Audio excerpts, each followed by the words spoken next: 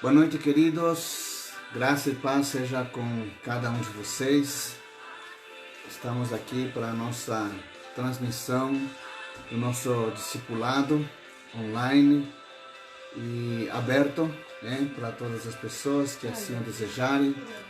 E gostaríamos que você até pudesse compartilhar na sua rede social, abra uma sala de vídeo para que os seus amigos de alguma forma possam acompanhar.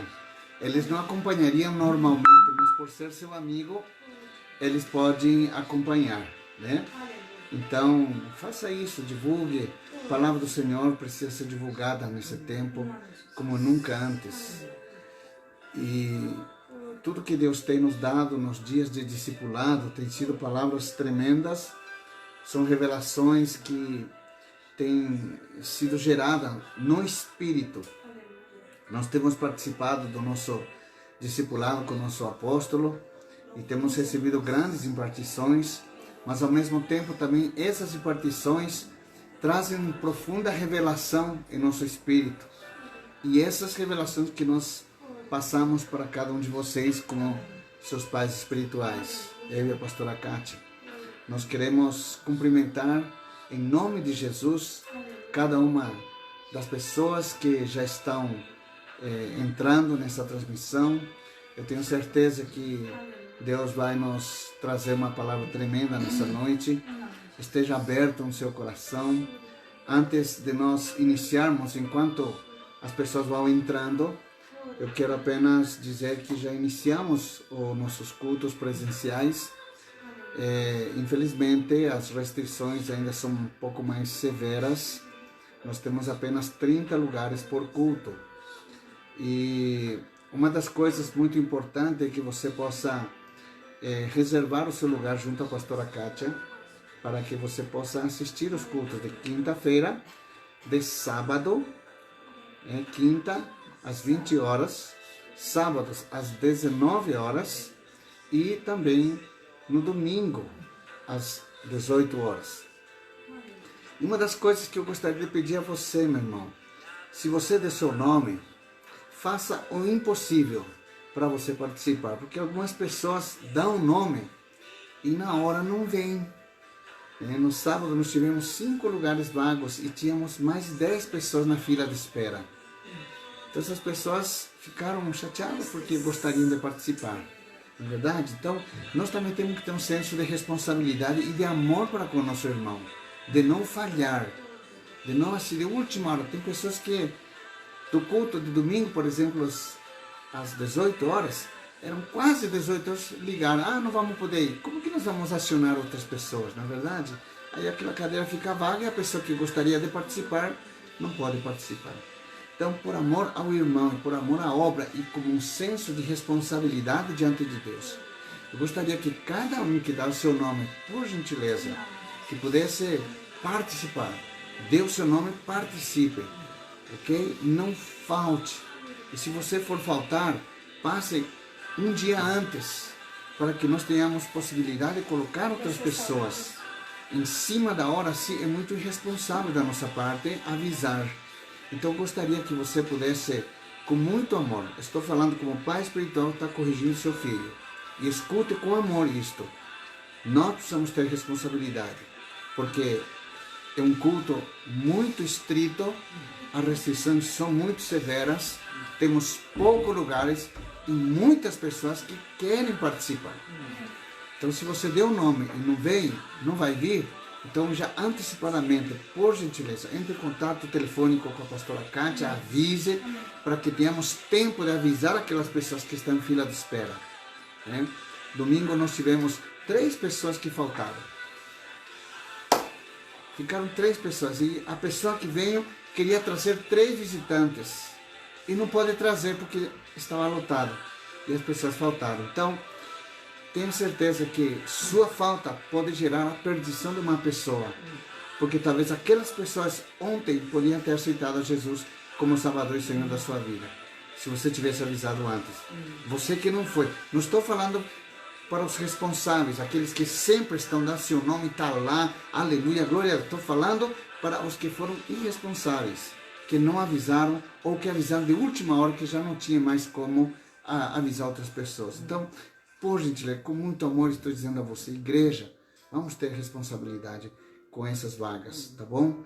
Porque hoje não está liberado para quem quiser ir ou não. Não, está liberado só para quem realmente quer participar presencialmente. Então, quando você dá seu nome, eu vou tomar como certo a sua presença, a não ser que aconteça alguma coisa muito desastrosa na sua vida que você não possa ir, né? Então, por gentileza, eu peço encarecidamente com muito amor. Ok, amados? Amém?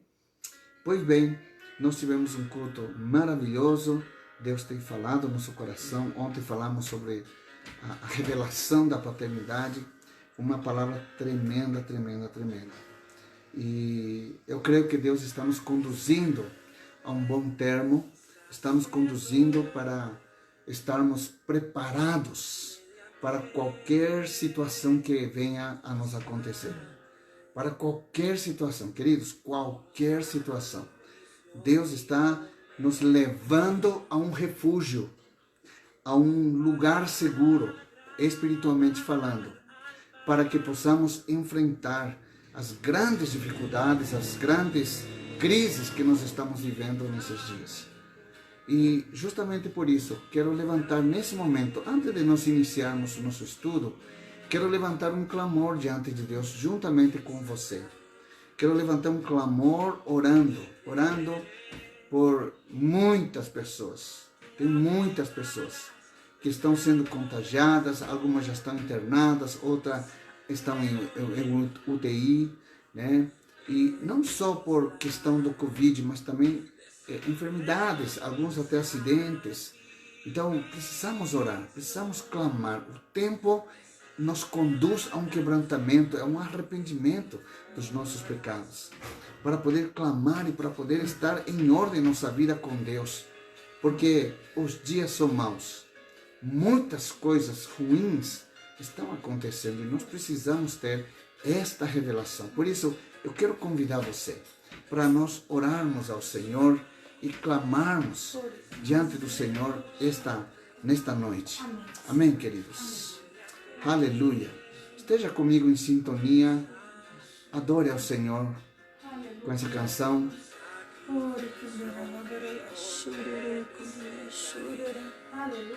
Aleluia. Sim, nos apresentamos com sacrifício vivo, santo e agradável na Tua presença. A Tua palavra diz como é feliz aquele que tem o seu deleite na palavra do Senhor.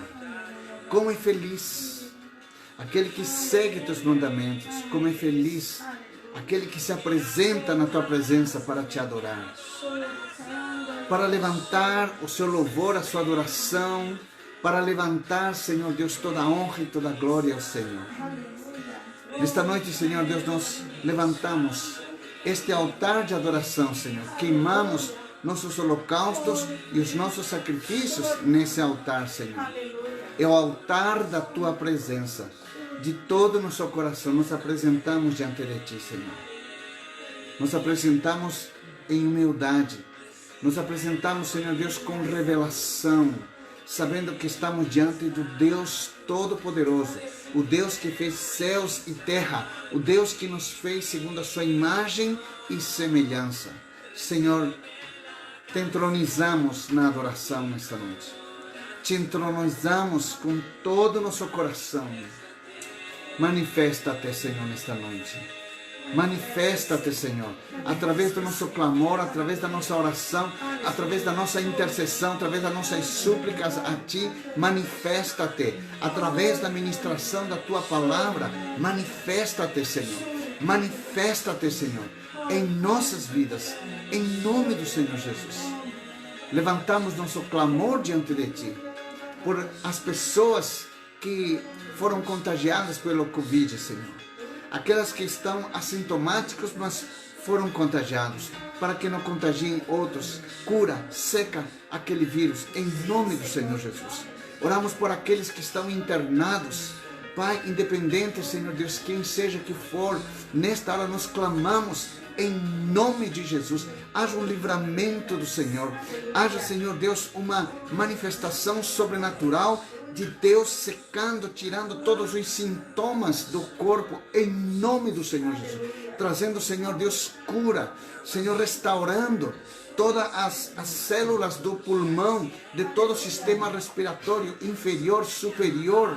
Pai, em nome de Jesus, levanta pelo poder do Teu Santo Espírito a imunidade de uma forma sobrenatural, a imunidade física, para resistir, Senhor, a este mal que assola a nossa vida, que assola a vida das pessoas, que assola a nossa cidade, que assola todo o nosso país. Senhor, em nome de Jesus, nós clamamos pela Tua misericórdia. Já temos ouvido tantos testemunhos de pessoas que foram alcançadas pela fé, foram curadas, os sintomas desapareceram, foram fazer exames e deu negativo. Senhor, nós pedimos este milagre em nome do Senhor Jesus. Clamamos a Ti, Senhor, clamamos a Ti, que nenhum irmão, nenhuma irmã seja ceifada a sua vida por conta deste mal. Nós clamamos pelo fôlego da vida, Senhor.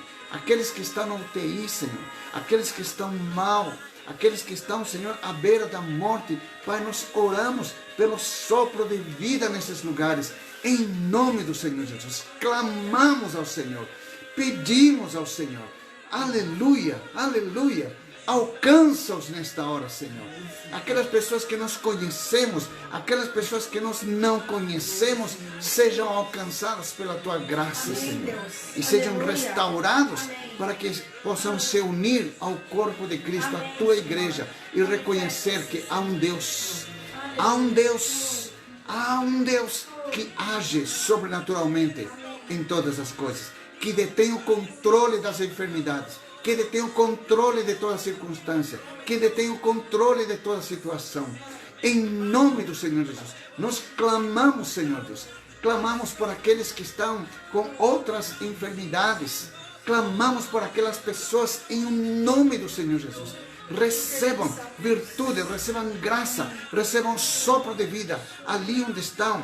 Aquele bebê Samuelzinho que nós ainda estamos clamando pela sua vida, Pai. Nós oramos por todos os seus órgãos vitais, pelo rim, Senhor Deus, pela bexiga. Oramos, Senhor Deus, pelo fígado, Senhor. O seu coraçãozinho, os seus pulmões, tudo seja amadurecido. Pai, todas as medicações ministradas possam surtir seu efeito e que seu corpo possa expelir, Senhor, toda essa droga que está sendo ingerida pelo seu corpo. Mas santifica-o, Senhor, nesta hora, em nome do Senhor Jesus. Queremos ouvir o testemunho desse poder de Deus operando na vida desta criança, assim como de cada uma das pessoas que estão doentes, que estão enfermas, que estão nas suas casas, ou mesmo que estão trabalhando doentes, ou mesmo aquelas que estão internadas, aquelas que estão no UTI. Senhor, traz Teu livramento, Senhor. Nós Te pedimos socorro nesta hora, Senhor. Tua palavra diz: Deus é nosso refúgio e a nossa fortaleza, nosso socorro bem presente no dia da angústia. E nós que somos Teu Filho, temos a revelação da aliança, do sangue de Jesus Cristo. Clamamos porque a promessa e o livramento são para aqueles cujo coração é totalmente do Senhor. E nós fomos lavados, purificados, somos remanescentes, portanto, clamamos pela Tua misericórdia, clamamos pela Tua bondade, clamamos pela Tua compaixão, clamamos pelo Teu livramento, em nome do Senhor Jesus. Guarda-nos, Senhor, guarda-nos, guarda a Tua igreja, guarda o corpo de Cristo, Senhor, e todos aqueles que são participantes desta mesma fé e confiança em Deus, no Senhor, através de Jesus Cristo. E é no nome de Jesus que nós oramos com gratidão, agradecidos a Ti, Senhor, em nome do Senhor Jesus, em nome do Senhor Jesus. Nós oramos também, Pai, por aqueles empresários, profissionais liberais, aqueles que são funcionários, para que nada lhes falte, que seja este o tempo de uma abundância sobrenatural, para aqueles que são filhos do Senhor, para aqueles que são herdeiros da promessa de Deus, que têm uma aliança com Deus, sejam beneficiados neste momento, Senhor, de crise, onde o medo, o pavor, a desconfiança, a incredulidade, o desespero são patentes na vida dessas pessoas. Mas nós oramos para que os justos possam herdar a terra. Tua palavra diz que os justos herdarão a terra. Por isso nós oramos para que cada justo receba sua recompensa e receba neste tempo, Senhor, para que seja algo realmente do Senhor, para que toda honra e toda glória sejam para Ti. Nós oramos agradecidos a Ti, em nome do Senhor Jesus. Amém, Senhor, e amém. Amém. Aleluia, aleluia. Amém, amados? Vamos ter nosso tempo de oração, de ministração da palavra. Deixa só ver como que eu tiro o somzinho aqui. Aleluia, aí está. Muito bem, amados, mais uma vez estamos com um bom número de participantes nesta noite. Sejam todos muito bem-vindos a este discipulado. E eu quero cumprimentar, talvez tenhamos algumas pessoas que estão entrando pela primeira vez, seja muito bem-vindo. E eu quero dizer para você que está nos assistindo que esta palavra que nós vamos compartilhar é um alimento que nós servimos para a nossa casa espiritual. Não está em discussão, não está assim para contrapor ou estar de acordo, estar em desacordo, porque é a palavra do Senhor.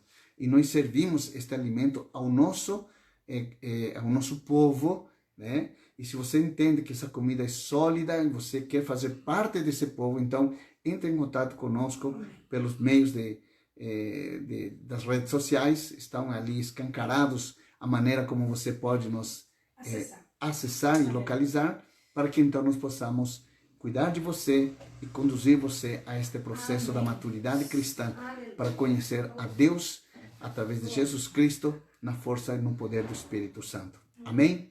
Que o Senhor nos dê graça neste momento de discipulado. Aleluia. Amados, o maior desafio para os remanescentes, o que é o remanescente? Remanescentes são aquelas pessoas que, apesar das circunstâncias, estão firmes em Deus. Apesar das circunstâncias, não negociam os valores cristãos, não negociam a sua vida, não negociam a sua fé, continuam confiando. Ainda que as coisas não vão de acordo como deveriam ir, às vezes as situações, mas ele permanece fiel a Deus. Ele guarda a sua fé, ele continua firme, ele participa da igreja, ele serve a Deus, ele tem a revelação da oração, tem a revelação da santidade. Então, essa pessoa com esses atributos se chama remanescente. Então, para os remanescentes, o grande desafio neste tempo é andar íntegro diante de Deus, diante de tudo que está acontecendo ao nosso redor. Por isso, nós estamos caminhando diante de tantas mentiras, diante de tantas manipulações, diante de tantas falsas doutrinas, diante de pestilências, depressão econômica, violência, confrontos religiosos. Queridos, está havendo uma guerra de altares, confrontos religiosos, imoralidade, falsidade, ou seja, muita maldade acontecendo. Então, como nós devemos conviver com isso? Como nós devemos, como remanescentes, conviver com isso, mantendo a nossa fé em Deus e a santidade em Cristo Jesus.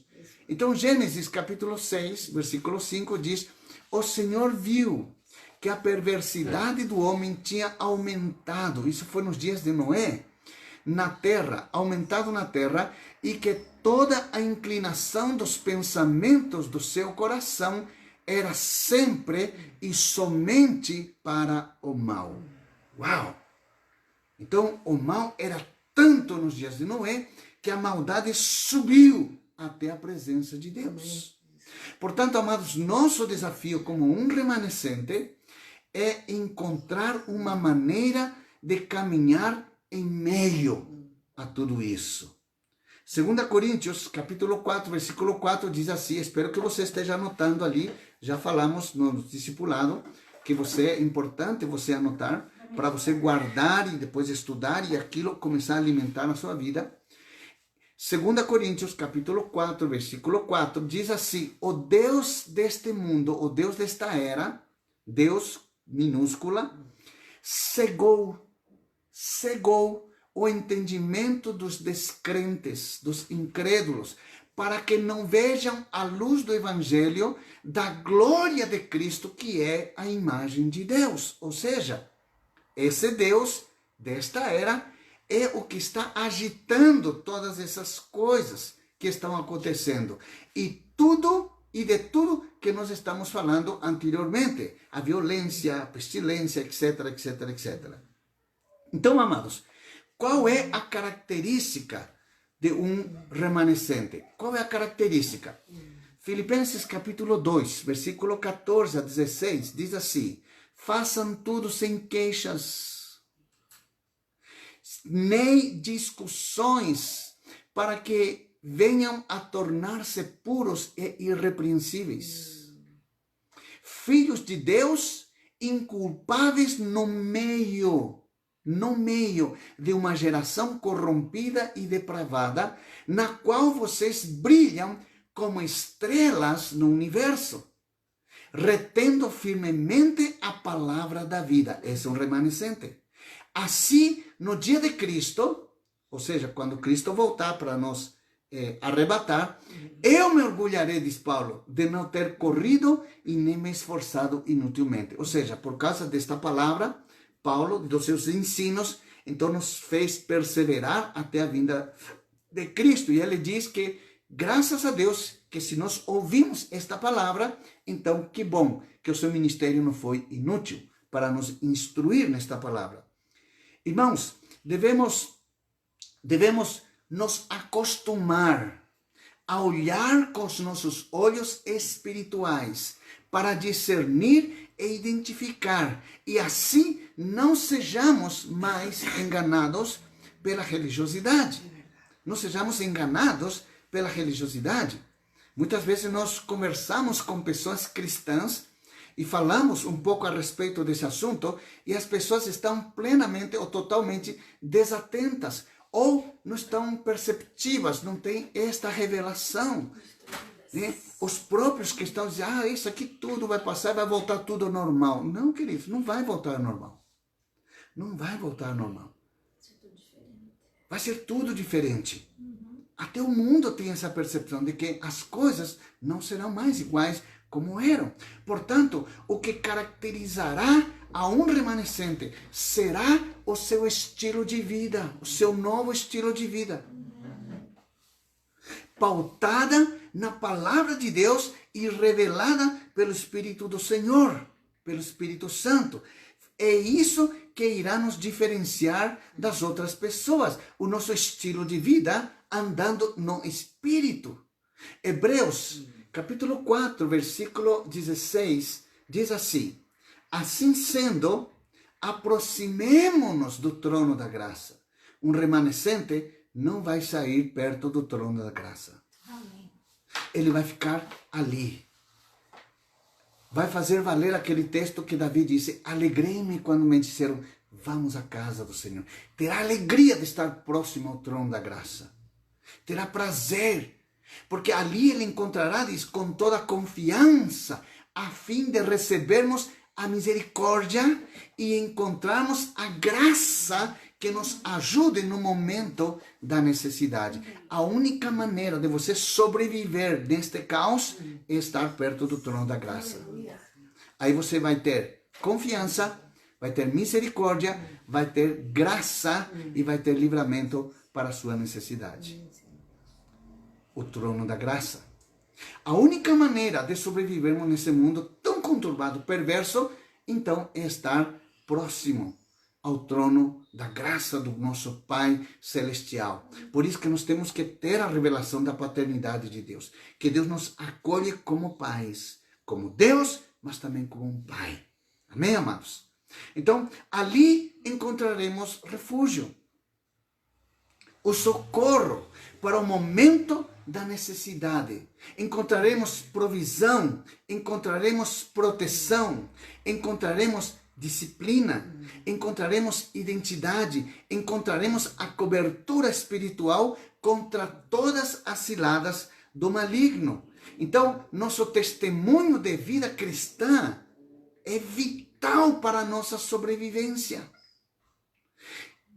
A nossa conduta, a maneira como iremos nos portar diante desse caos, será o nosso testemunho. Essa será a nossa fé. A nossa fé. O que nos sustentará é a nossa experiência vivida com Deus dia a dia, momento a momento, hora a hora, minuto a minuto, segundo a segundo. Totalmente. O nosso testemunho de vida cristã será vital para a nossa sobrevivência em meio de tanta maldade que há no mundo. Como nós seremos identificados? Como seremos identificados pelo mundo?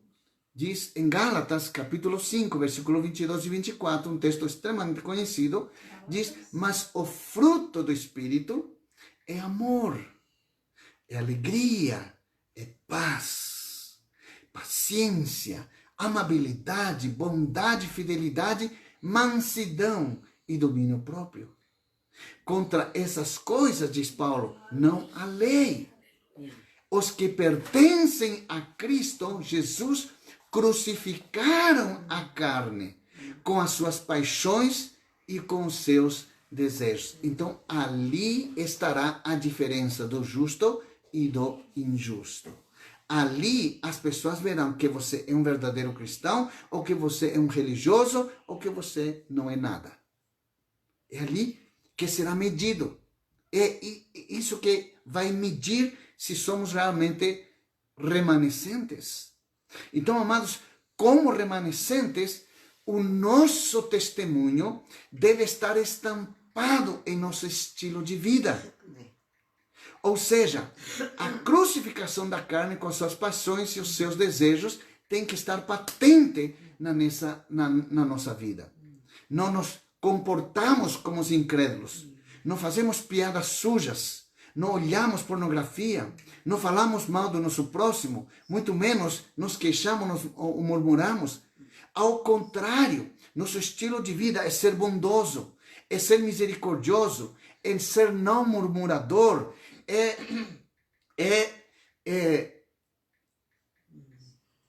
compassivo, ser compassivo com o necessitado, ter compaixão pelo necessitado. Amados, e aqui não somente com os pobres, economicamente falando, com os mendigos ou as pessoas que carecem de necessidade, mas estou falando com os pobres de espírito, que estão em depressão, que estão em necessidade, que estão em angústia por conta de todo esse caos estabelecido. Tem pessoas que antes deste caos já vinham num estado emergencial de cuidado e dignos de compaixão. Então, o remanescente terá esta capacidade, esta percepção de atender o necessitado, não somente pela sua necessidade física, pela sua necessidade econômica, pela sua necessidade material, mas, sobretudo, pela sua necessidade espiritual. Antes de você orar por cura, você precisa levar essa pessoa a aceitar Jesus. Precisa levar, primeiramente, Jesus na vida desta pessoa. Porque que adianta ela ser curada e ir para o inferno? Não, ela tem que aceitar a Jesus, tem que ter uma experiência com Jesus, para depois você orar por ela, para que já entre na promessa do intercâmbio da cruz sobre a vida dela. Jesus pode curar através da tua fé. Mas nós queremos que a pessoa seja curada pela fé dela em Cristo Jesus. Amém. Amém? Por isso, amados, não importa a posição que ocupamos numa sociedade, mas a humildade deve ser a nossa maior virtude como remanescente. O que Deus, nosso Pai, deseja mais é que alcancemos a maturidade espiritual e ser cada vez mais semelhantes a Jesus Cristo como um varão perfeito. Essa é a nossa meta. Essa é a nossa caminhada. Por que nós servimos na igreja? Por que nós fazemos parte do corpo de Cristo? Por que nós nos submetemos a uma autoridade espiritual? Por que nós temos a revelação de uma paternidade? Porque nós servimos uns aos outros, porque nós evangelizamos. Por quê? Porque nós estamos seguindo uma carreira cristã rumo a essa maturidade para alcançar o nível de Jesus Cristo, que foi varão perfeito. E a palavra do Senhor diz: sede varões perfeitos, assim como é perfeito vosso Pai.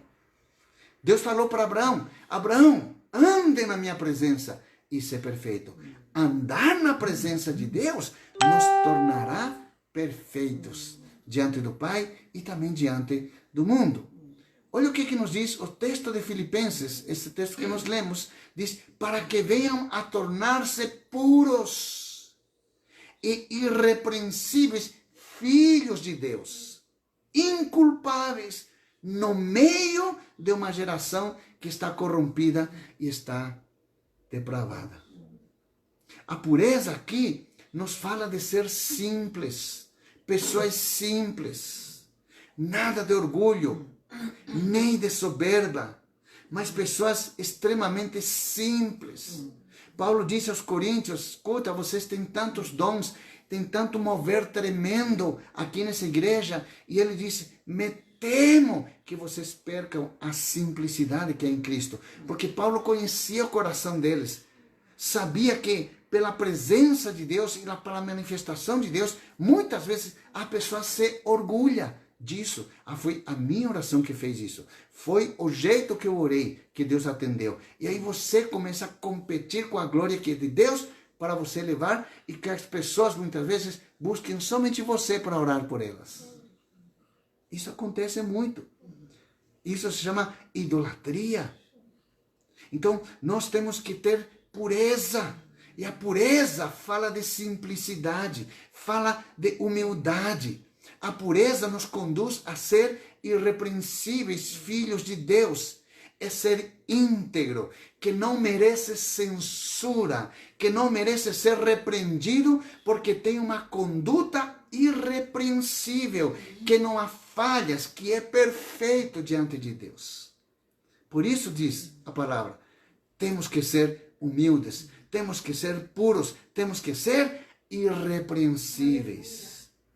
Amados, algo muito importante precisamos observar aqui. Escute, algo muito importante. O texto de Filipenses não está nos dizendo que devemos nos separar do mundo para ser santos. Escute, que devemos sair em todo mundo para um lugar e nos esconder ali, e todos os santinhos se reúnem e somente os santos entram naquele lugar. Não, Deus não está nos dizendo isso. Esta carta aos Filipenses não está falando isso. Não está falando isso. Irrepreensível e puros, ele quer dizer de você ter a sabedoria de, no meio de uma geração corrompida e depravada, você manter o seu estilo de vida como cristão. Amém. No meio do caos, você mantém ordem, você manter santidade, você manter alinhamento, você não negociar a sua fé. As circunstâncias ao nosso redor não devem mudar as nossas atitudes.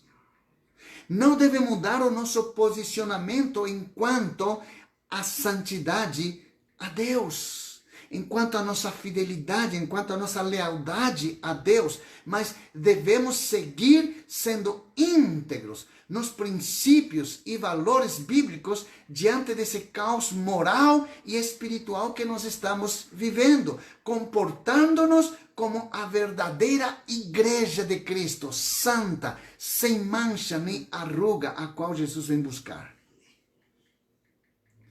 O texto acrescenta dizendo as seguintes palavras: na qual vocês brilham como estrelas no universo.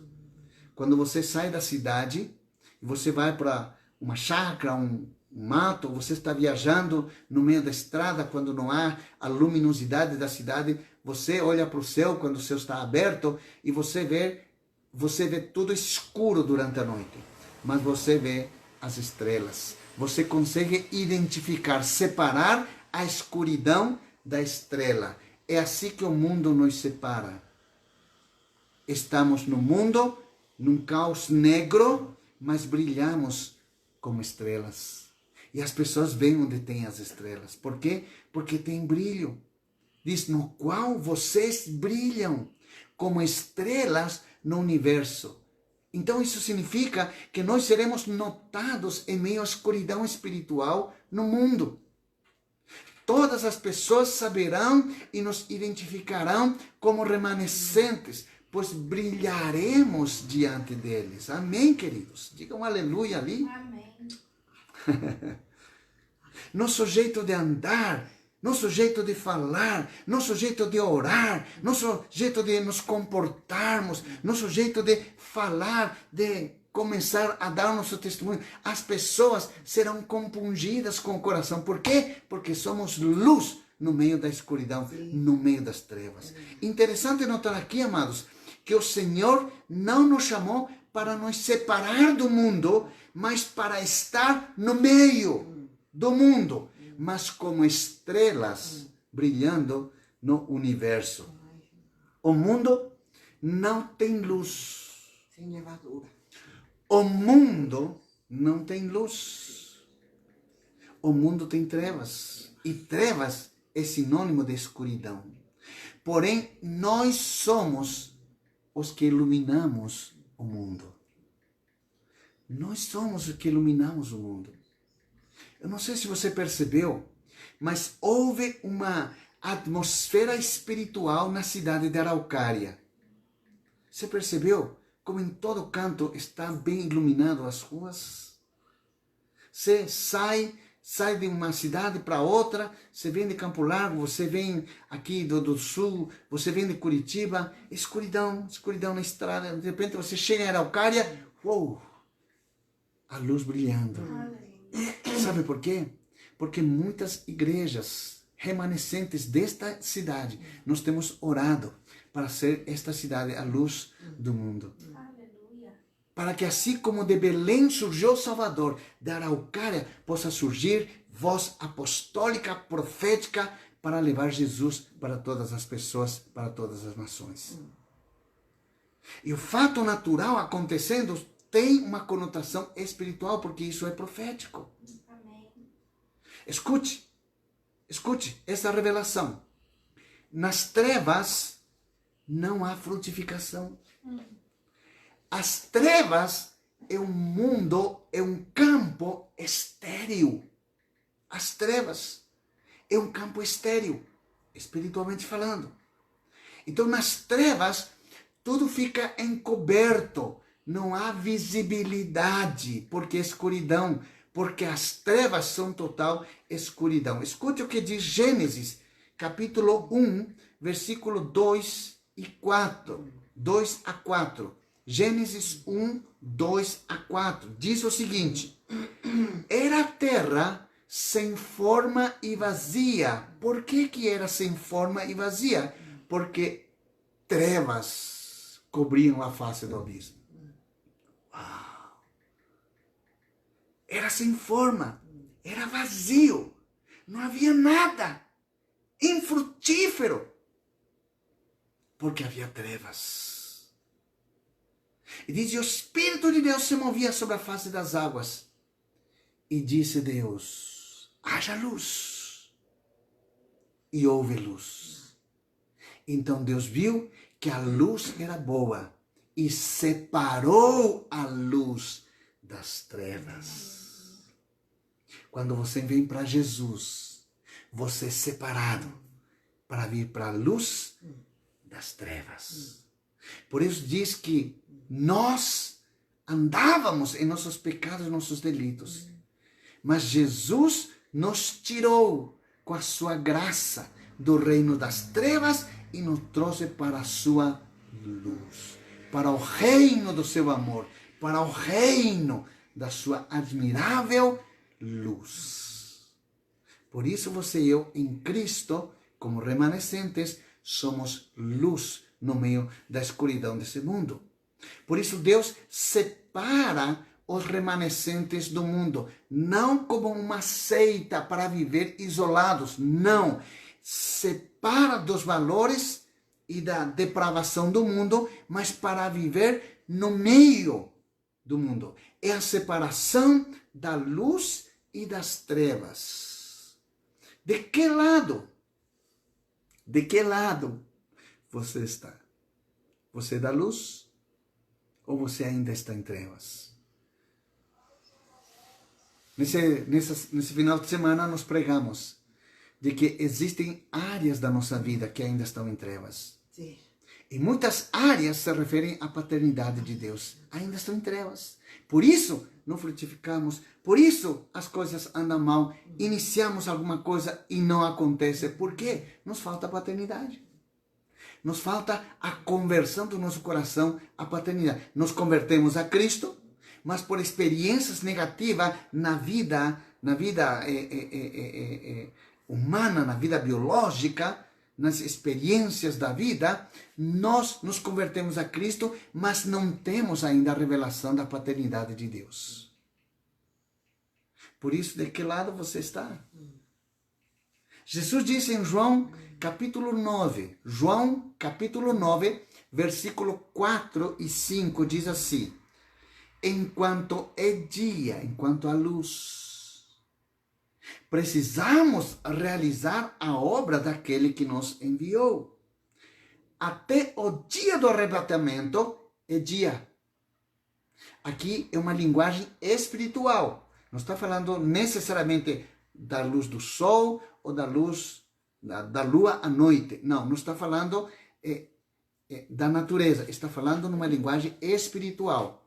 A luz é dia até o dia do arrebatamento. Depois do arrebatamento, será escuridão. Depois do arrebatamento, será escuridão. Já não teremos o dia. Por isso Jesus disse, enquanto é dia, precisamos realizar a obra daquele que nos enviou. A noite se aproxima. Jesus está voltando. E quando ninguém pode trabalhar, enquanto estou no mundo, sou a luz do mundo. Jesus está no mundo, no poder do Espírito Santo. Nós temos ainda a revelação, nós temos ainda a palavra, nós temos ainda a presença do Espírito Santo para mudar nossa vida. Mas quando chegar a escuridão no mundo, quando somos arrebatados e fomos levados por Jesus e encontramos com Ele nas nuvens, aqueles que ficarem vão começar a passar dias de escuridão, onde já não se pode trabalhar, onde já não se pode pregar o Evangelho, onde já haverá perseguição à Igreja de Cristo, onde 2/3 da terra vão padecer por fome, por fogo, por espada, por violência, por animais ferozes. Está lá no Apocalipse, nós já estudamos sobre isso. Só estou passando uma ilustração daquilo que nós já conversamos nos discipulados anteriores. Então, nesse texto, amados, Jesus está deixando claro que o momento de produzir é na luz do dia. Ou seja, a produção que Deus aprova é a todos aqueles que operam e frutificam na luz.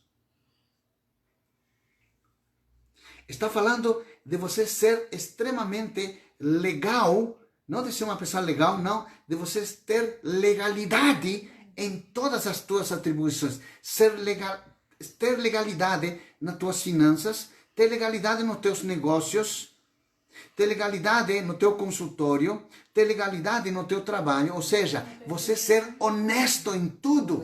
E tudo que você tem é legal. Então Deus te dará frutificação. Não está falando de corrompimento, de corrupção. Isso não provém de Deus. Deus só te pedirá aquilo que Ele te deu. Nunca te pedirá aquilo que Ele não te deu. Quando Deus pediu o filho de Abraão, Ele foi muito claro. Ele disse, o filho que tu amas. O filho da promessa. E como se não bastasse, disse, Isaac. Porque com certeza, se Deus não tivesse sido específico com Abraão, Abraão teria levado Ismael. Abraão teria levado Ismael. para o sacrifício. Então, operar, escute, amado, isso aqui é muito importante. Operar ou frutificar na luz significa não ter nada escondido. Operar ou frutificar na luz significa não ter nada escondido, ser íntegro, ter lisura, não ter nada que possa desaboná-lo com a conduta, com a minha conduta. Nada pode desabonar a minha conduta. Ser perfeito e apto para toda boa obra, sem que o inimigo possa ter algo de que me acusar diante dos outros e me envergonhar. Jesus disse, a noite se aproxima. Jesus, a noite se aproxima quando ninguém pode trabalhar. Deixa claro que nas trevas não há como produzir nada. Na escuridão não tem como produzir nada. Não tem. Por isso, em João capítulo 15, versículo 5, João capítulo 15, versículo 5, Jesus disse, eu sou a videira verdadeira. Vocês são os ramos. Se alguém permanecer em mim, disse Jesus, e eu nele, esse dá muito fruto. Pois sem mim, vocês não podem fazer coisa alguma. Ou seja, nós devemos produzir enquanto é dia, enquanto a graça está aberta para todos, enquanto a misericórdia está à nossa disposição, enquanto o trono da graça está ali para nós nos apresentarmos diante desse trono da graça. Porque o trono da graça será retirado quando Jesus voltar. Somos comparados como estrelas, porém sem luz própria. Precisamos estar conectados à fonte para poder iluminar o mundo. Por isso Jesus disse, sem mim nada podeis fazer. Eu sou a luz do mundo. Então, a força dessa luz que nós somos vem de Cristo. Mas para isso temos que estar conectados com Ele. Senão nós não funcionamos. Sem mim, disse Jesus, nada podeis fazer. Ou seja, se não estivermos, escute, se não estivermos conectados a esse poder, seremos trevas. Seremos trevas. Muitos cristãos andam no mundo, estão no meio do mundo, mas estão dando mau testemunho através de uma conduta reprovável. São desonestos, são violentos, falam palavras torpes, são dados a muito vinho, se envolvem em negócios escusos que não são aprovados por Deus. Há cristãos que são assim? Sim! Por quê, pastor? Por causa da religiosidade.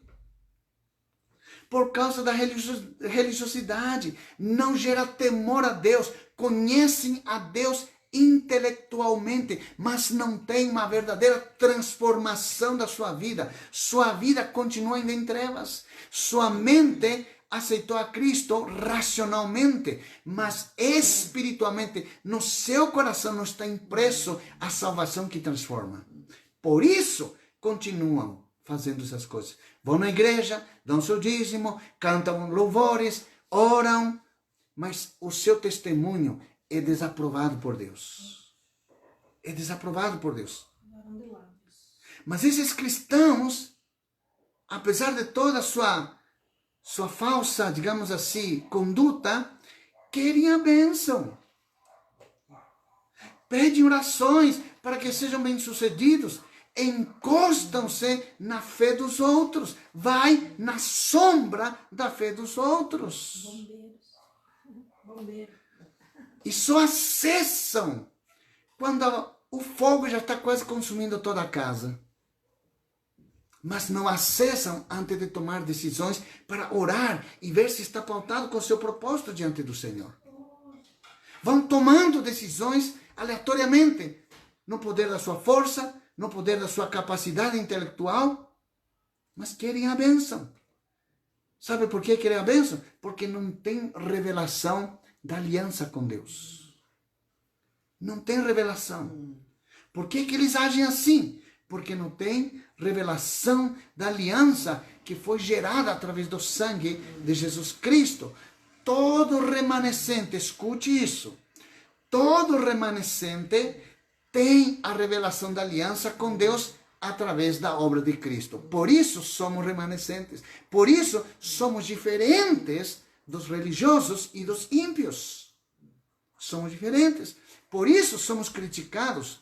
Por isso somos perseguidos. E ainda seremos mais criticados e mais perseguidos. Por quê? Porque a nossa conduta de fé vai começar a brilhar cada vez mais.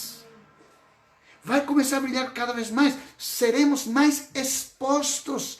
Porque o poder de Deus vai começar a agir na nossa vida de tal maneira que o mundo vai começar a olhar para nós. E vão começar a ter inveja e vão começar a nos desprezar. Vão começar a nos desprezar. Eu tenho um testemunho aqui para dar, mas não quero dar porque nós estamos transmitindo. E isso pode me dar um problema ali com as autoridades. Mas tem um negócio aqui que é incabível, que já é o princípio da perseguição da igreja. Salmo 91, ou melhor dizendo, Salmo 25, capítulo 14, em outro momento eu compartilho no privado com vocês. Salmo 25, versículo 14 diz: o segredo do Senhor, aleluia, é com aqueles que o temem e lhe mostrará a sua aliança.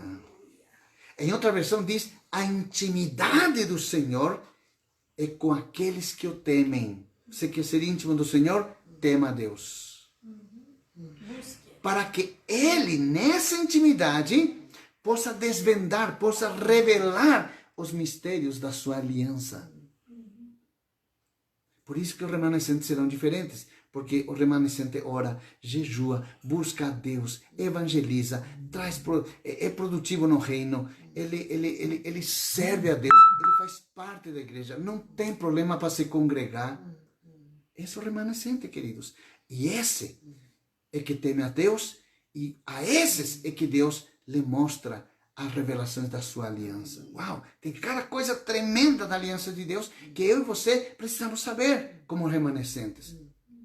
Ou seja, amados, o Senhor somente se relaciona na intimidade com aqueles que temem e lhes revela os termos da sua aliança.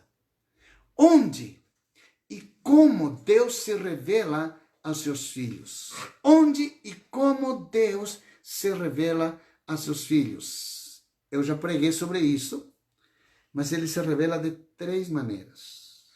Primeiro, ele se revela através dos teus holocaustos, que são as tuas ofertas, teu dízimo. Onde Deus se revela através das tuas ofertas voluntárias, generosas para Deus. Onde ele se revela através dos selos que você sela aquela palavra e das tuas primícias que você traz para o sacerdote da casa. Os sacrifícios. Segundo, sacrifício. Sacrifício é a adoração, é a intercessão, é as súplicas, é a oração, é o jejum. Isso são os sacrifícios. Mas aonde eu levo o meu holocausto? Aonde eu levo o meu sacrifício? Terceiro, é o altar. Aonde vem o fogo. Não foi assim com Elias? Restaurou o altar é a nossa vida. O altar que Elias restaurou é a nossa vida. Deus nos restaura, porque você e eu, queridos, escute, somos altares. Onde nós colocamos nossos holocaustos, nossos sacrifícios, e daí nós clamamos a Deus e fogo vem do céu para consumir nosso holocausto e o nosso sacrifício. A vida de um remanescente é vida de altar. A esses, diz, Deus lhe mostrará, lhe revelará os termos da sua aliança. Uau, que coisa tremenda, amados. Que coisa tremenda. Aleluia. Existem 2 tipos de cristãos. Primeiro, é o cristão remanescente. 2 tipos de cristãos. Primeiro, o cristão remanescente. Remanescente é aquele que conhece os termos da aliança com Deus. São aquelas pessoas que estão sendo preparadas e estão se preparando para serem arrebatados, para não passar a grande tribulação. É aquele que ora, é aquele que busca a presença de Deus, aquele que se santifica, aquele que faz a obra de evangelista, aquele que serve no corpo de Cristo. A sua prioridade é o reino de Deus e a sua justiça. Tem revelação de santidades e ele busca tornar-se um discípulo. Ele não quer ser multidão, ele não quer ser uma simples ovelha, ele quer se tornar discípulo, ele quer ser protagonista no reino dos céus. Ele quer ser coluna, ele quer ser alicerce, ele quer colocar as suas mãos na obra de construção do reino de Deus. Esse é o remanescente. Número 2, segundo cristão morno. O cristão morno.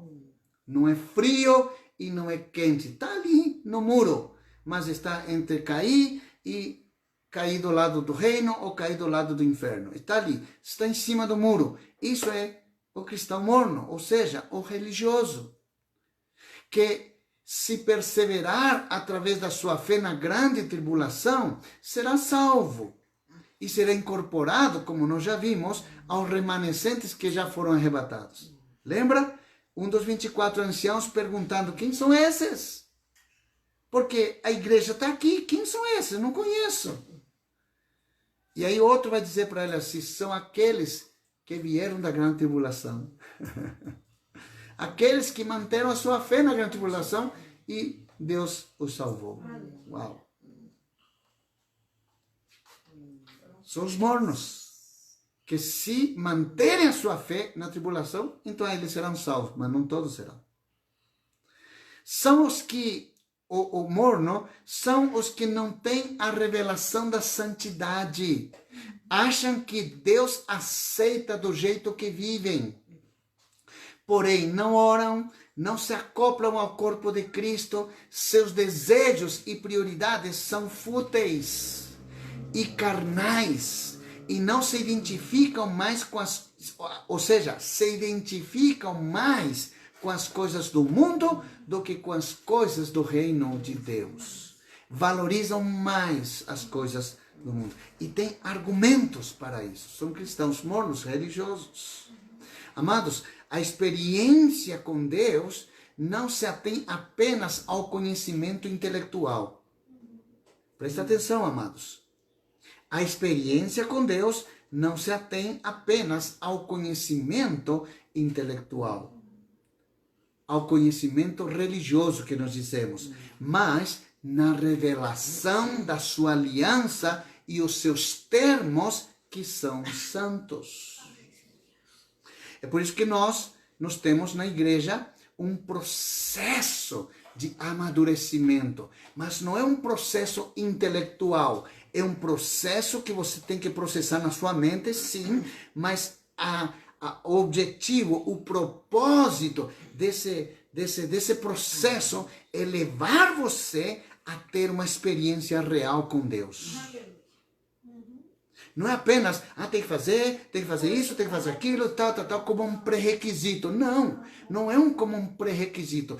Tudo na nossa igreja, pelo menos em Osana, todo qualquer tipo de processo tem um fim. É levar você a conhecer Deus. Não de ouvir falar, mas de vê-lo. De ter uma experiência real com a sua glória, com a sua presença. Aleluia. Aleluia. A palavra do Senhor diz que por causa do pecado, todos pecaram. Todos, sem exceção. Todos pecaram. E estão destituídos da glória de Deus. A primeira coisa que o diabo nos roubou quando Adão pecou foi a glória de Deus. É por isso que quando você se converte a Jesus e entra, por isso que é importante o processo, porque o processo te ensinará como você deve reaver a glória de Deus sobre a sua vida.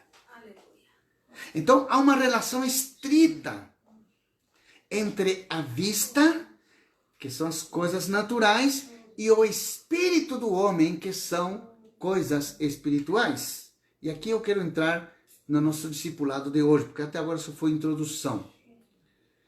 Foi uma base para aquilo que eu quero falar agora.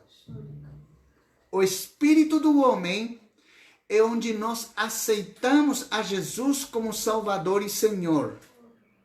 É onde nós tomamos as nossas decisões para a nossa vida. E é ali justamente onde a nossa alma quer interferir em nossas decisões. Onde os sentimentos, onde a nossa vontade, onde os nossos desejos interferem em nossas decisões. O nosso coração nos define. O nosso coração nos define. O nosso coração diz quem nós somos. Por isso Deus diz na sua palavra, Provérbios capítulo 4, versículo 23, diz assim: acima de tudo, guarde o seu coração, pois dele depende toda a sua vida. Guarde teu coração acima de todas as coisas, porque dele vai depender toda a tua vida. O que você será vai depender do que você tiver no teu coração. O que você vai alcançar vai depender de tudo aquilo que está no teu coração. O que você vai entender e vai conquistar depende tudo do que está dentro do teu coração. Escute esta revelação, escute. Como pessoas, vemos, ouvimos e entendemos todas as coisas de acordo com o nosso coração. De acordo com o nosso coração. Vejamos o que diz a palavra do Senhor. Jeremias, capítulo 17, versículo 9 e 10, diz assim: o coração é mais enganoso que qualquer outra coisa, e a sua doença, e a sua doença é incurável. Meu Deus. Quem é capaz de compreendê-lo? Nenhum homem na face da terra poderá compreender o coração humano.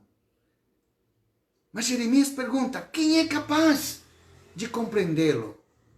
E aí Deus responde dizendo, eu sou o Senhor que sonda o coração e examina a mente, para recompensar, escute esse texto, amados, para recompensar a cada um de acordo com a sua conduta, de acordo com as suas obras. E da onde surgem? Do coração. Do coração. Somente o Senhor é capaz de sondar o nosso coração através do Espírito Santo. Lá em Hebreus, capítulo 4, versículo 12, diz assim: pois a palavra de Deus é viva e eficaz, é mais afiada, mais cortante que qualquer espada de dois gumes.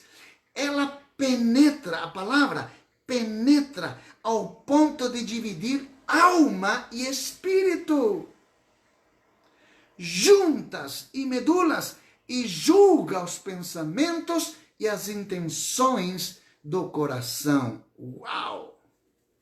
Que tremendo esse nosso Deus! Olha o que é capaz da sua palavra fazer dentro de nós, de conhecer o nosso interior. Não de conhecer este coração, este músculo que gera vida, mas o nosso espírito, onde, quando falamos o nosso coração, não estamos falando deste músculo, estamos falando do nosso espírito, onde nós aceitamos a Jesus, onde nós pautamos as nossas decisões, onde nós colocamos as nossas decisões e o que vai acontecer na nossa vida saem do coração. Por isso diz, guarda teu coração, guarda, cuidado, o que você está colocando no teu coração, queridos. Que tipo de mentalidade, que tipo de ideia, que tipo de doutrina, a quem você está ouvindo, a quem você está obedecendo. Guarde seu coração. Porque tudo o que somos, tudo que temos está de acordo com a conduta do nosso coração. Eu quero ler esse mesmo texto que eu li de Jeremias 17, versículo 10, numa versão diferente, quando ele diz, escute, numa versão diferente, ele diz assim, eu, o Senhor, examino os pensamentos e ponho à prova os corações. Eu trato cada pessoa conforme a sua maneira de viver, de acordo com o que ela faz. Uau! Sabe o que Deus está dizendo? Que Deus age na tua vida de acordo com as intenções e decisões que você toma através do seu coração. Deus te dá a sua palavra. Deus te dá os seus profetas, teus pastores, teu pai espiritual, para te instruir, para te mostrar o caminho que você deve seguir, para você moldar a tua conduta de acordo com a conduta de Cristo. Mas isso não é suficiente. Se no teu coração você toma outras decisões, então Deus vai agir de acordo com o que você tirar do seu coração. Uau! Uau! Essa é uma revelação poderosa. Isso é muito sério. Pastor, mas Deus não é amor. É tão amoroso que Ele deixa você decidir. É tão amoroso que Ele deixa você decidir. Por isso, numa pregação, eu disse, você é fruto das tuas decisões. Você chegou até onde você chegou e você é o que você é de acordo com o fruto das tuas decisões. As tuas decisões podem amarrar as mãos de Deus ou podem soltar as mãos de Deus.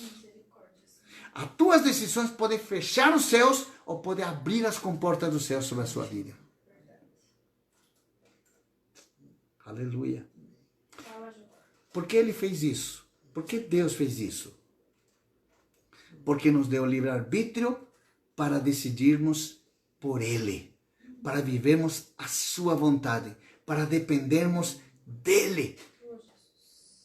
Amados, por causa do livre-arbítrio, existem muitas pessoas que nunca saem da pobreza, nunca saem da miséria, têm ciúmes descontrolados, vivem se acidentando, têm problemas econômicos,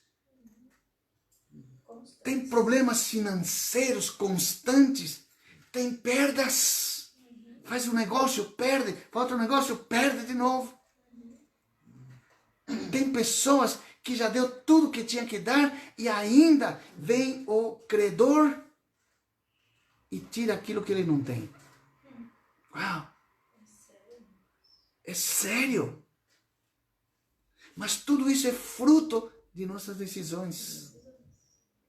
Porque, na verdade, isso significa pessoas que aceitaram a Jesus, mas ainda vivem neste caos, na verdade, nunca converteram o seu coração totalmente a Deus. Por isso nós falamos, não conheça Deus intelectualmente.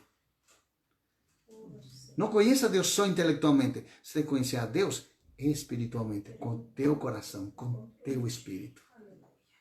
É importante, é necessário, é imprescindível, é ponto pacífico você ter uma experiência real com Jesus. Sobrenatural. Para quê? Para que você possa mudar. Porque enquanto você não tem esta genuína experiência, sua vida não vai mudar. A vida das pessoas que mudam é porque tiveram um encontro com Deus. Literalmente falando. Assim como Jacó. O nome Jacó significa usurpador, mentiroso.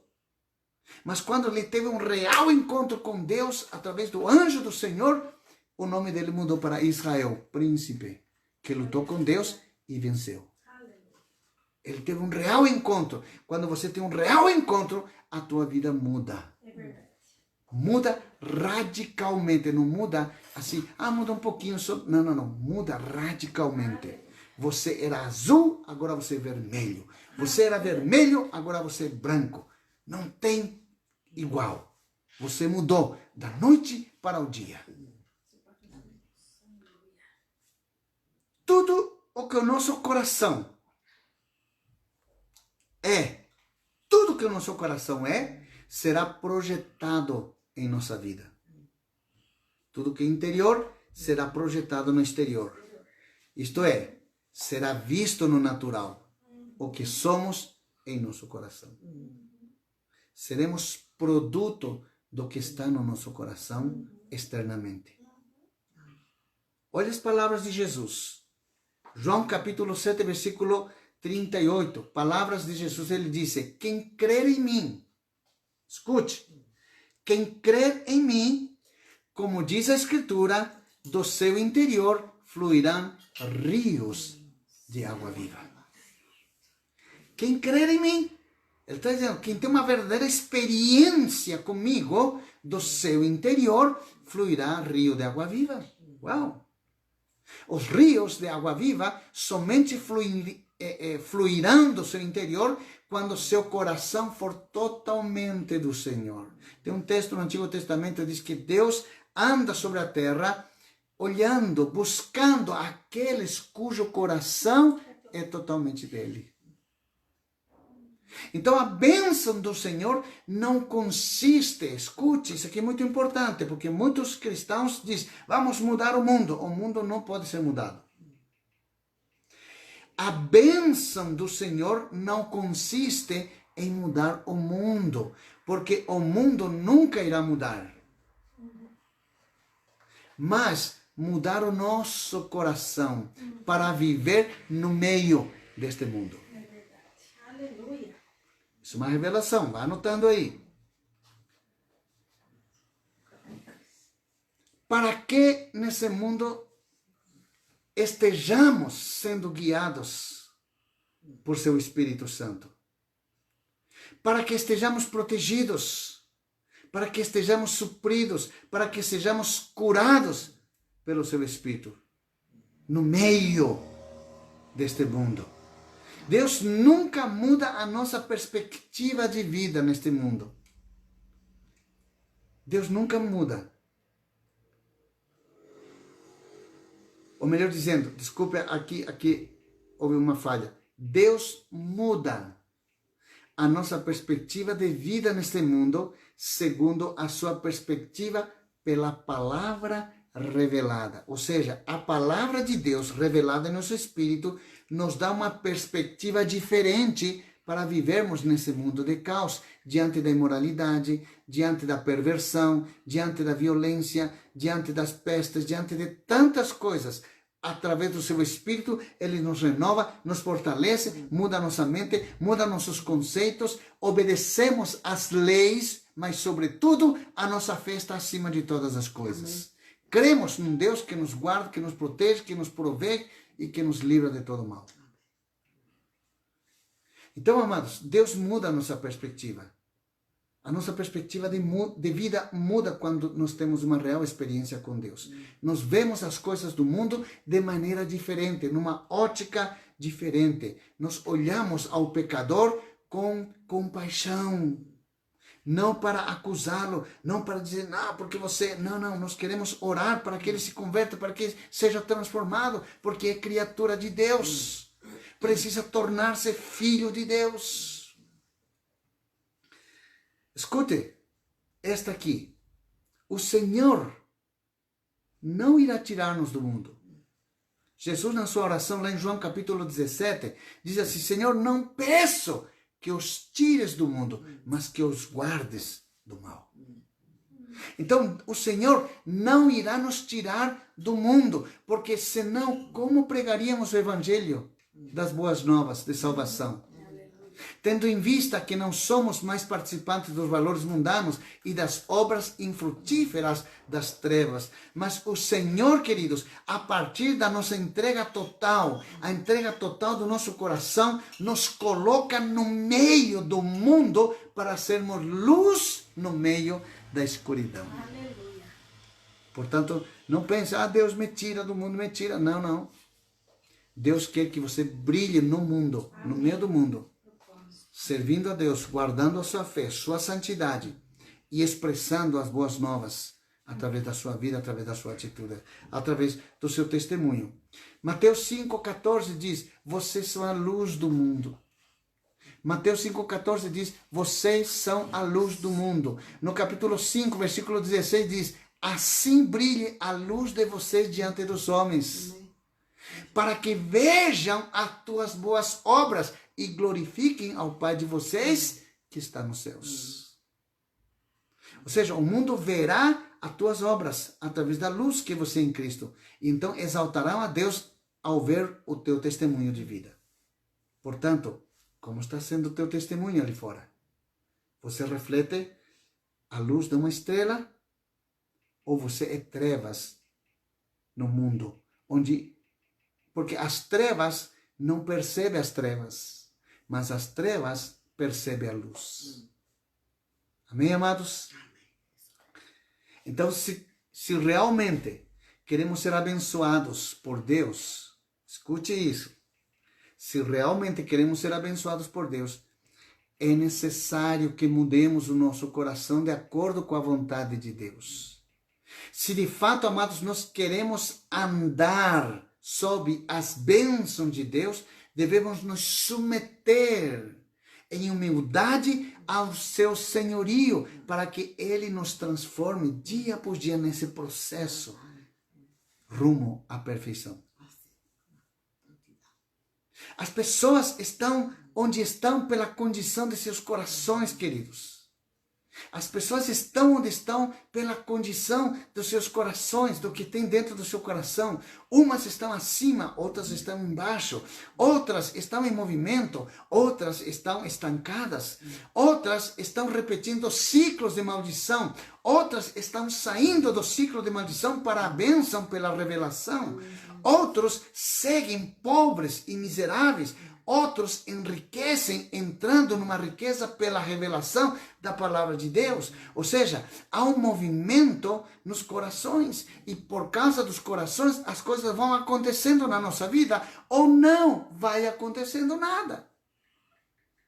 Depende, a tua vida, diz o Provérbios 4:23, depende do que está no teu coração. Por isso, guarda teu coração, querido. Qual é o problema, então, dessas pessoas que continuam nesse mesmo problema, nesse mesmo ciclo de problema financeiro, divórcios, brigas, contendas? Qual é o problema dessas pessoas? As circunstâncias? Não, não são as circunstâncias, é o seu coração. São entulhos que estão no seu coração. Não são princípios, não são valores, não é a palavra de Deus, não é a presença de Deus, não é a unção do Espírito Santo, não é a graça de Cristo. Entulhos. É mágoas, falta de perdão, amargura, pecados, fornicação, imoralidades. Por isso permanecem do jeito que estão. Marcos capítulo 7, versículo 21 a 23 diz assim: pois do interior do coração dos homens vêm os maus pensamentos, as imoralidades sexuais, os roubos, os homicídios, os adultérios, as cobiças, as maldades, o engano, a devassidão, a inveja, a calúnia, a arrogância, a insensatez. Todos esses males vêm de dentro e tomam o homem impuro. Então nós podemos estar impuros em nosso coração. Antes do culto, desses 2 cultos que nós tivemos, eu quando me reuni com a equipe que ia trabalhar ali, com o pessoal do som, o pessoal da projeção, o pessoal do louvor, eu disse uma coisa para eles: antes de nós orarmos a Deus para abençoar o culto, precisamos olhar para nós, para o nosso coração. Porque Deus considera pecado não somente quando damos à luz o pecado, quando de fato fazemos a coisa acontecer, mas quando nós concebemos nas intenções do nosso coração. Jesus disse para os seus discípulos: se você já tem uma certa intenção em relação à mulher do seu próximo, você já pecou, você já é um adúltero, você já é um fornicário. Pela intenção do coração, Deus, que sonda os corações, já sabe qual é a intenção do nosso coração. Mesmo não dando à luz o pecado, nós precisamos pedir perdão a Deus. Pela intenção do nosso coração. Eu disse, se houve alguma intenção nesse meio tempo, porque muitas vezes nos iramos com certas coisas, com certas pessoas, nos iramos com isso, com aquilo, mas o Senhor diz, irado, mas não pequeis. Por isso, a intenção do teu coração durante a ira não seja, oh, quero matar essa pessoa. Não. Cuidado, é pecado. Temos que controlar, por isso o Senhor nos diz domínio próprio. Domínio próprio não é somente para nosso gesto externo, mas é para nosso gesto interno. O fruto do Espírito primeiro tem que começar dentro de nós. O amor, a paciência, a bondade, a mansidão, o domínio próprio, nasce no Espírito. É de dentro para fora, não é de fora para dentro. A única maneira de ser contaminado com essas coisas é porque o nosso coração ainda não foi transformado. Então, todos esses pecados encontram guarida, encontram espaço em nosso coração. Quando não dependemos de Deus, é o nosso coração que governa a nossa vida. Escute, eu vou repetir, essa aqui é muito interessante. Quando não dependemos de Deus, é o nosso coração que governa a nossa vida. São os nossos sentimentos, ou seja, somos guiados pelos nossos 5 sentidos. Quais são os 5 sentidos?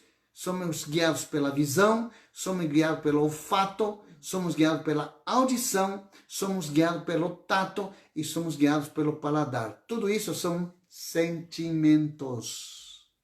Alma. Que interferem nas decisões do Espírito. Os que estão firmes e fortes espiritualmente são aqueles que ouvem o Espírito de Deus. Escute. A vida com Deus se desenvolve como se fosse um exercício físico, pois quanto mais nos fortalecemos o nosso corpo físico, mais saudáveis seremos e a nossa imunidade será aumentada. Seremos mais difíceis de ficar enfermos.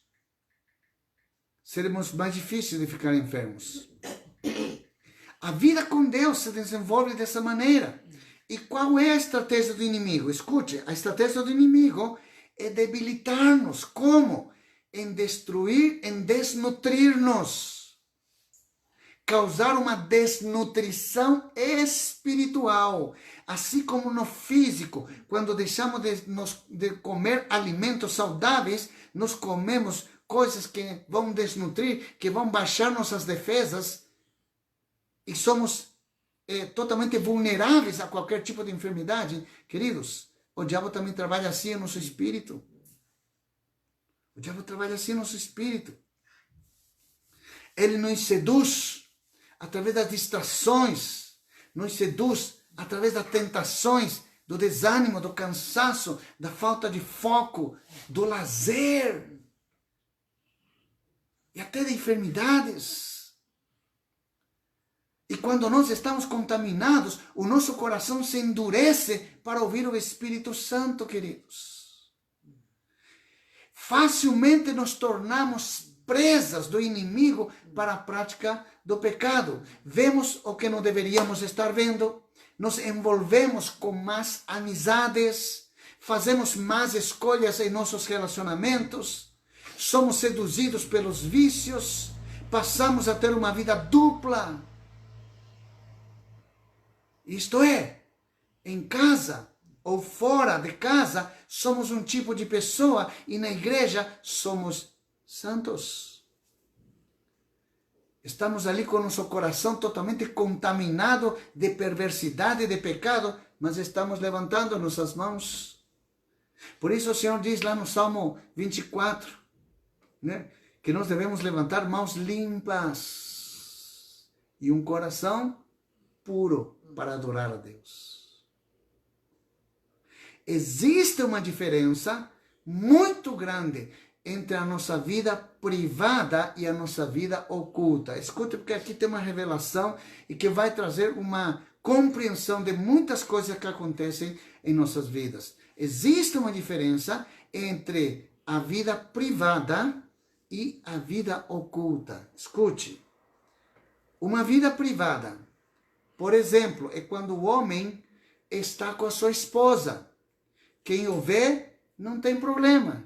Eles estão na sua privacidade, estão no carro, estão num restaurante, estão no cinema, estão em qualquer outro lugar, juntos, o marido e a esposa estão na sua vida privada, como marido, como mulher. Então, quem o vê não se escandaliza. Por quê? Porque o homem está com sua esposa, a esposa está com seu marido, andando na luz. O problema é quando a mulher que está ao seu lado não é a sua esposa. Ou quando o homem que está ao seu lado não é seu esposo, está num restaurante, está no cinema, está em qualquer outro lugar. E as pessoas veem, então se escandalizam. Por isso, essa pessoa precisa estar no oculto. Precisa estar escondido, para que não seja visto. Quantos estão me entendendo? Estar com a esposa não tem problema de ser visto. Está com a esposa. Mas quando não está com a esposa, quando não está com o esposo, precisa esconder. Precisa estar no oculto. Precisa estar em trevas. De jeito nenhum um remanescente pode estar exposto a essa vida oculta. Amados, escute. O diabo trabalha no oculto. Trabalha nas trevas. Por isso, o ocultismo é uma das ferramentas do inimigo para matar, furtar e destruir a vida do homem. Escute, amados. Escute o que nós estamos falando. Marcos, capítulo 4 e 22. 4, versículo 22 diz assim: porque não há nada oculto senão para ser revelado, e nada escondido senão para ser trazido à luz. Deus vê nas trevas, quanto mais na luz. De Deus não podemos estar oculto. Davi diz: se eu vou ao profundo do mar, ali o Senhor está. Se vou nas profundezas da terra, ali o Senhor está. Não tem como nos esconder. Podemos nos esconder das pessoas humanas, mas não de Deus. Deus tudo vê. Tudo vê. Deus está vendo o que você está vendo na internet. Deus está vendo o que você está fazendo no oculto. Deus está ouvindo o que você está dizendo no oculto. Deus está vendo o que você está comendo no oculto. Deus está vendo o que você está bebendo no oculto. O que tem? Que você está acessando. O que tem, pastor? É um churrasquinho com os amigos, só estou tomando 2 dedos. 2 dedos. Só, pastor. O que tem? Deus está vendo. Acessando. Eu estou acessando. Deus está vendo o que você está acessando na internet. Deus está vendo. Deus está vendo. Deus está vendo, por exemplo, para você entrar ou no discipulado ou no culto e só deixar seu celular ligado para fazer de conta que você está assistindo, na verdade você está fazendo outra coisa. Deus está vendo. Isso está no oculto. Deus está vendo. Está vendo o que Ele me disse para dizer isso para vocês. Receba com muito amor. Tem gente no WhatsApp E postando se arrependa. Veja, Deus está vendo o que você está postando no seu status, no Face, das suas declarações que você está fazendo, da sua idolatria. Da sua idolatria. Eu vejo tanta coisa assim, meu Deus do céu. Se Jesus voltar agora, essas pessoas não vão. E eu quero dizer uma coisa para você. 100% da igreja não vai subir só uma parte. Está na palavra. É só 50% que vai subir. Será que você está no 50% que vai subir? Você percebe? Porque tudo que nós postamos está dentro do nosso coração. Por isso seremos aquilo que nós postamos. Se viveremos de paixão ou se viveremos debaixo do amor, da graça de Deus para transformar as pessoas. Não dependa dos homens, não dependa de Deus. Escute, quando operamos no culto, nos tornamos insensíveis à voz do Espírito Santo. Mesmo indo à igreja, participamos do louvor, ouvimos a pregação, na verdade, ouvimos a voz do homem que está pregando, mas não a voz do Espírito Santo que está sendo proferido por esse homem. Você percebe como que a diferença? Você pode ouvir com seu coração duas coisas. Pode ouvir o homem, o pastor pregando, e pode ouvir a voz do Espírito pregando através da vida do pastor. Uau! É por isso que muitas pessoas, quando vão no culto, dizem: o culto hoje não foi muito legal, a palavra não esteve bem. Por quê? Porque ouviu o homem, não ouviu o Espírito. Não ouviu o Espírito. Sabe por quê? Porque alguma coisa está em oculto na sua vida. Por isso, endureceu seu coração para ouvir a voz do Espírito. Por que isso acontece? Por que isso acontece? Estou quase no final. Ok, amados? Ainda falta um pouquinho. Me dá mais uns 5 minutos aí. Por que isso acontece? Porque está debilitado, está em pecado ou está em falta com Deus por alguma situação na sua vida. E por isso perdeu totalmente a sensibilidade espiritual para ouvir a Deus. Querido, Deus fala. Deus fala por sua palavra, pelos seus profetas. Deus fala no mover da adoração. Deus fala à sua igreja. Deus fala ao coração. Quando você está dormindo, Deus te fala em sonhos. Quando você está trabalhando, Deus te fala a teus ouvidos. Deus te dá impressões no teu coração. Deus fala, amados. Mas quando estamos em pecado, quando estamos com o coração endurecido, nós inabilitamos a voz do Espírito Santo. João 10, versículo 27, palavras de Jesus, diz: as minhas ovelhas ouvem a minha voz. Eu as conheço e elas me seguem. Quando nós conhecemos a Deus, somos suas ovelhas, ouvimos, nós somos conhecidos por Ele. E porque somos conhecidos e conhecemos a voz de Jesus, nós o seguimos. Não olhamos para os lados, não olhamos para trás, mas como diz, olhos fitos em Jesus, autor e consumador da nossa fé. Nossos olhos estão fitos em Jesus. Ouvir a voz de Jesus Cristo é uma identidade. Escute. Seguir a Cristo e ouvir a voz de Cristo é uma identidade. Eu me identifico. Eu conheço a voz do meu pastor. Então, significa que nós aí seremos conhecidos por Ele. Seremos conhecidos por Ele. Por isso, amados, você não pode identificar as pessoas pelo rótulo externo. Escute. Você não pode rotular as pessoas. Fulano é assim, fulano é assim, fulano se veste assim. Não, queridos, não identifique as pessoas pelo rótulo externo ou pela posição que exercem. Identifique as pessoas pelo seu estilo de vida e pelos seus frutos. Aleluia. Aleluia.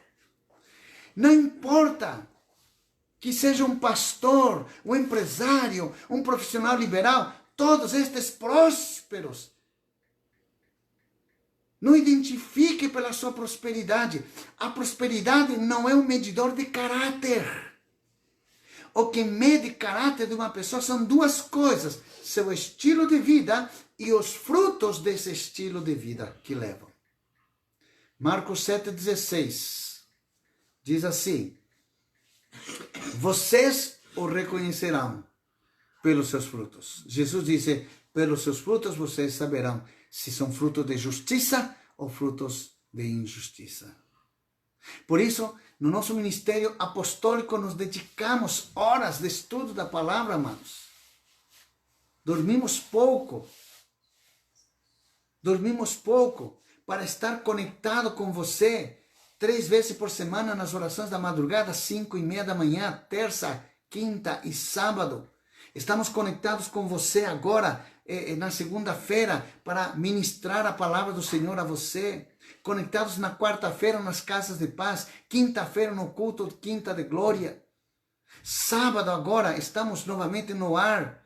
Estamos usando o espaço dos jovens para transmitir os nossos cultos de celebração de sábado e de domingo. Ou seja, todos os dias praticamente da semana, estamos ali estudando, conectados como Ministério Apostólico, nos dedicando horas de estudo da palavra para vivenciar em nossa vida, para experimentar Deus na nossa vida, a fim de repassar a você este ensino, forjando você a se tornar um discípulo verdadeiro e ter um comportamento de filho de Deus, assim como Jesus foi.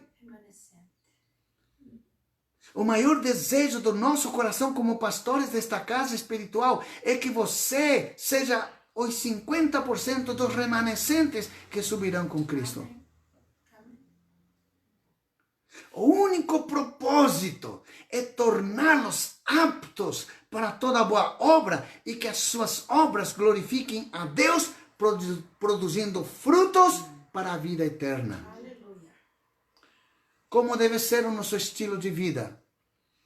Esse é o último pensamento, e com isso vou encerrar hoje e vou orar com vocês. Como deve ser nosso estilo de vida?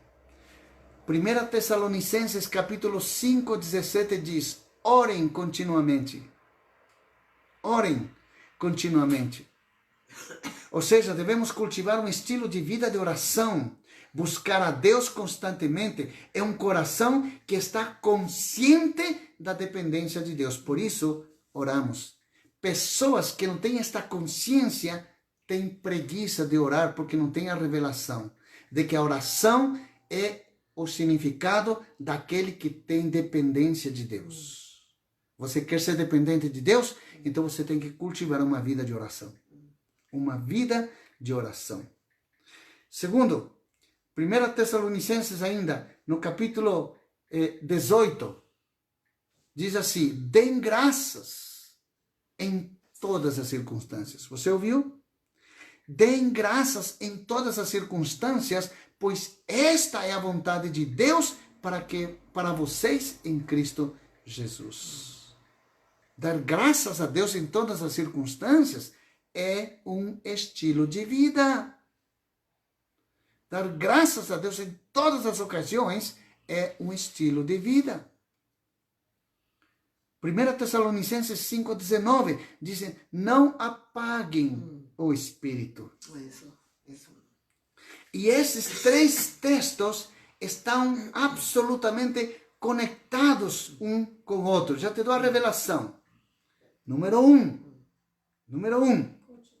Eles estão conectados. Os 3 textos bíblicos.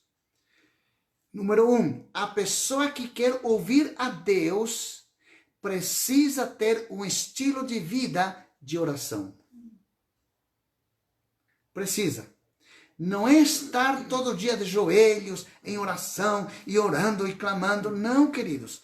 Mas o nosso espírito deve estar conectado ao Senhor constantemente. E uma das maneiras de estar conectados com Deus é orar em línguas o tempo inteiro. Às vezes eu estou trabalhando aqui, minha esposa tomando mate, e quando nós estamos dialogando, nós estamos ali, parece 2 doidos. Mas nós estamos conectados com o Espírito. Eu não sei o que estou orando, mas o Espírito sabe o que está gerando no meu coração. Muitas vezes o Espírito Santo me diz: não sai agora, há um perigo. Mas eu não sei. Depois eu fico sabendo o que aconteceu. E que se eu tivesse saído, eu teria sido a vítima. Ou seja, orar no Espírito, estar conectado com o Espírito vai antecipar coisas a você, para você fazer ou para você deixar de fazer. Isso está na dependência de Deus. Cultivar uma vida de oração constante e perseverante, não para pedir coisas, mas para se relacionar, para dialogar com Deus, buscando a sua presença. Número 2, sempre estar agradecidos. Agradecem tudo. Agradecem tudo. Quem não está conectado com o Espírito de Deus, sempre estará murmurando.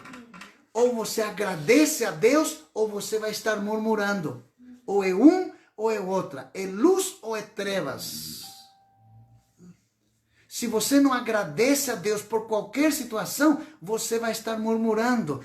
Tudo é motivo de queixa, de insatisfação. Porém, aquele que está conectado ao Espírito de Deus sempre terá gratidão por toda e qualquer circunstância. Amados, Deus não se revela aos murmuradores, pois a murmuração é a característica daqueles que estão vivendo no oculto. Daqueles que estão com algum pecado escondido, daqueles que estão traindo as pessoas, traindo sua esposa, traindo seu esposo, seus filhos, seu pastor, no oculto. Por isso está murmurando. A isso Deus chama de ocultismo. E ocultismo é pecado. É condenado pela palavra de Deus. E número 3, se não estivermos em oração constante e nem ser gratos em todas as ocasiões, o Espírito de Deus se apagará em nossa vida. O que é mais grave? Porque nesse tempo de graça não posso viver sem o Espírito Santo. Não posso. Levítico, capítulo 6, versículo 13. Estou terminando. Levítico, capítulo 6, versículo 13. Diz assim a palavra do Senhor: mantenha-se o fogo continuamente aceso no altar. Não deve ser apagado. Esta é uma ordem de Deus, de que o fogo neste altar deve ser mantido continuamente aceso. Não deve ser apagado. É mandamento do Senhor. Então, quando nós mantemos o fogo do Espírito aceso constantemente em nosso coração, significa que sempre ouviremos a voz do Senhor. Teremos revelação da sua palavra. Teremos revelação da ministração da sua palavra. Quando apagamos o Espírito através do nosso coração rebelde, independente, murmurador e sem vida de oração, o Espírito deixa de nos falar, porque nós mesmos apagamos o Espírito da nossa vida. Com tudo aquilo que sai do nosso coração. Portanto, aqui está a chave espiritual para que tudo possa ir bem em nossa vida. Amém, amados? Você recebe esta palavra nesta noite? Que o Espírito Santo te dê graça e sabedoria para imprimir esta palavra em você e cuidar do seu coração. Cuidado com o que você vê, que você ouve. Não decida no calor da sua alma. Você vai fazer alguma coisa, você vai sair de cidade, você vai mudar de emprego, você vai tomar alguma decisão importante na sua vida. Consulte-nos. Consulte, para que nós possamos te ajudar, orar com você, para que possamos alinhar você à vontade de Deus e para que Deus possa falar com você, para você tomar a decisão certa. Para isso existe a sua paternidade, para isso existe o seu pastor, para lhe acudir nesses momentos.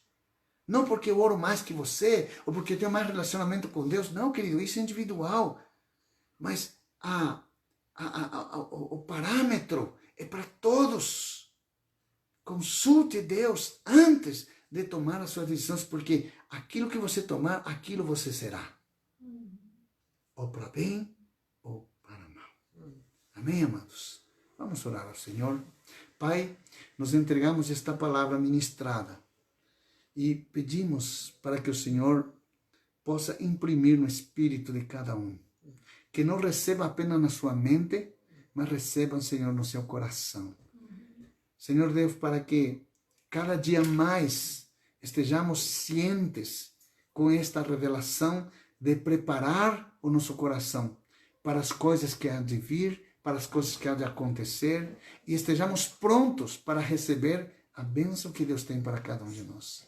Senhor, nós oramos e nos arrependemos nesta noite de todo pecado concebido ou mesmo, Senhor Deus, guardado no coração, através de falta de perdão, através de alguma amargura, através, Senhor Deus, de alguma mágoa, através, Senhor Deus, de alguma experiência, de algum trauma emocional. Senhor Deus, nesta hora purifica-nos, limpa, Senhor Deus, perdoa-nos, porque talvez tenhamos tomado decisões pautadas em nossa alma, em nossos sentimentos, em nossos desejos, e nós, muitas vezes, até por falta de revelação, nós achamos que nós estamos fazendo a coisa certa, mas as consequências foram destruidoras, foram devastadoras na nossa vida, e hoje nós estamos colhendo o fruto dessas más decisões. Perdoa-nos, Senhor Deus. Perdoa-nos, Senhor Deus.